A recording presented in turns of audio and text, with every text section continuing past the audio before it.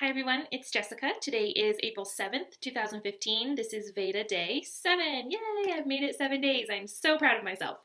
Today I was noticing something as I go through the process to help review the applications for new schools, which would be opening in our district in 2016. I was just thinking about how there's quite a difference between the things that we offer for new schools in terms of budgets. Not that the budget is sufficient for a lot of the things that they want or need, but the budget is higher than, say, an existing school. You have oftentimes funding that lasts for the first 3 or 5 years of a school being open, depending on what their rollout plan is and how they are phasing in all of their grade levels, and then also based on how many grade levels they'll be serving. And so, they get that additional funding for being a new school, and then they also a lot of times get additional opportunities to fund things like professional development.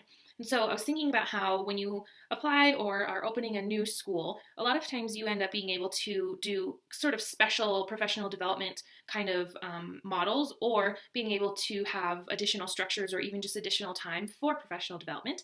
And sometimes that can be up to a month before the school year starts. So you could have, the whole month of June or the whole month of July is just focused on all of your staff being able to go to work every day, but just focus on all of the things that they need to learn in order for that school to open. So they're talking about school culture, they're talking about behavior and intervention and how they're going to support kiddos when issues arise. They're talking about specific training, not necessarily professional development, because I always like to distinguish those two things. I think training is different than professional development, but they still have a good number of trainings that their teachers and staff need to go through to learn just things like emergency procedures and to learn what the process is going to be, in different situations and scenarios. And then they also a lot of times have some extra dedicated time for developing curriculum, learning about the curriculum that they're going to be implementing, unit planning, doing backwards planning, and then development of the teachers in, maybe areas that they've identified as being a focus area of the school. So it might be something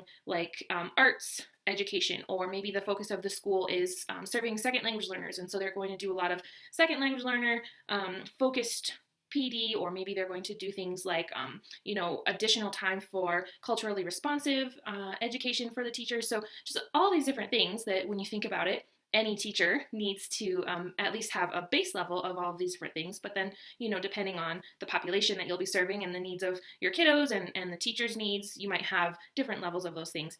In any event, I was thinking about how you have all that extra time for a new staff that's coming together to do those things. And then a lot of times schools also have time when they're just starting out for even just things like community building within the staff. This is a new group of people and a new building and a new school that's never existed before, and all of that is coming together to hopefully serve the needs of all of their students and their families. And so a lot of times they spend additional time just on building the community among the staff.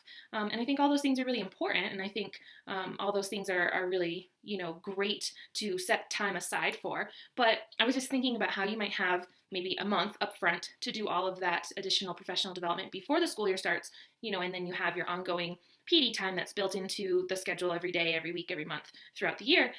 But when you have a school that's struggling, you don't get those kinds of things awarded to teachers. You don't get extra time. You don't get, that a set aside professional development for the things that are maybe going wrong and the things that are contributing to a school that is struggling.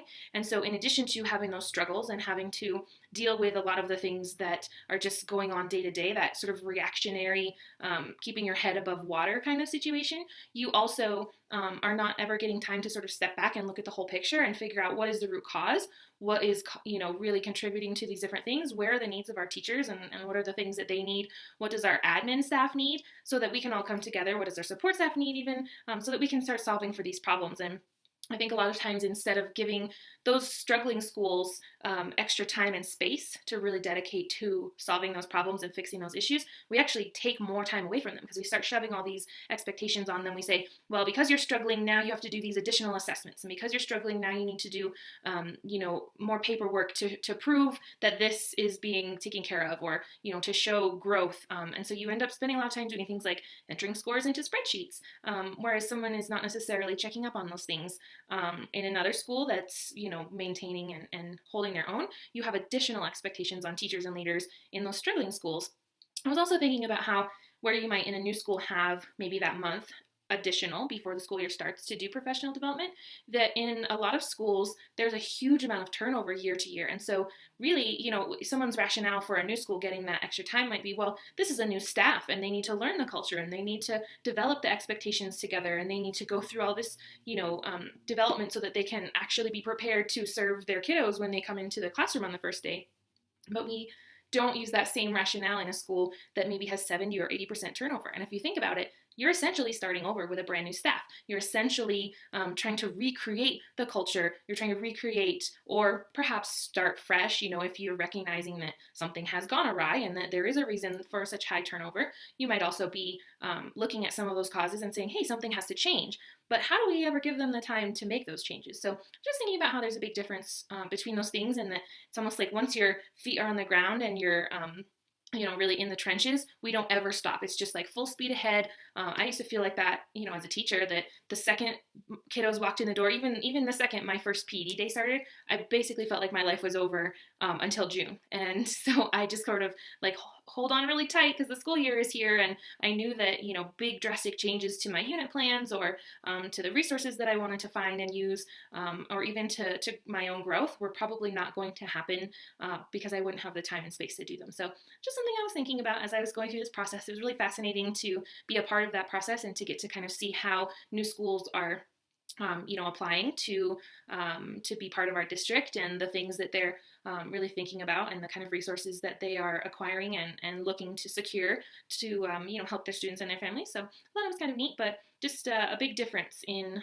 the things that we expect and the things that we provide. And I think that the higher our expectations go, the more support we should also be giving. And I think oftentimes it's the other way around. We expect more and more and more, and we give less and less and less. And I just think that's wrong. I think that if we're going to have higher expectations, if we're going to have different expectations even, that the support that we provide so that people can meet those expectations needs to be, in line with what it is that we're asking people to do, and not be such a dichotomy between the things that they're asked to do and the things that we're asked to provide. I think it's on us when we give them those additional expectations to also give them the additional support so that they can be successful. It's very similar to my classroom.